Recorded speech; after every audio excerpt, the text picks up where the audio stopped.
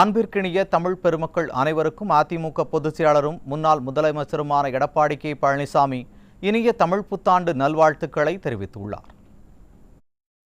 இது தொடர்பாக கழக பொதுச் செயலாளர் வெளியிட்டுள்ள வாழ்த்தறிக்கையில், தமிழ் புத்தாண்டு மலர்கின்ற இந்த இனிய நன்னாளில் அன்பிற்கினிய தமிழ் பெருமக்கள் அனைவருக்கும் இனிய தமிழ் புத்தாண்டு நல்வாழ்த்துக்களை மகிழ்ச்சியோடு தெரிவித்துக் கொள்வதாக குறிப்பிட்டுள்ளார்.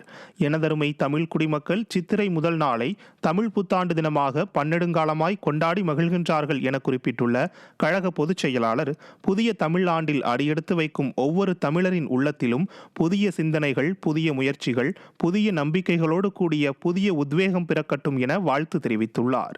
மேலும் புதிய சாதனைகளை படைத்து புதிய வெற்றிகளை பெற்று வழிமறிக்கும் தடைகளையெல்லாம் தகர்த்து வளமான தமிழ்நாட்டை படைத்திடுவோம் என இப்புத்தாண்டில் நாம் அனைவரும் ஒன்றிணைந்து உறுதியேற்போம் என குறிப்பிட்டுள்ளார்.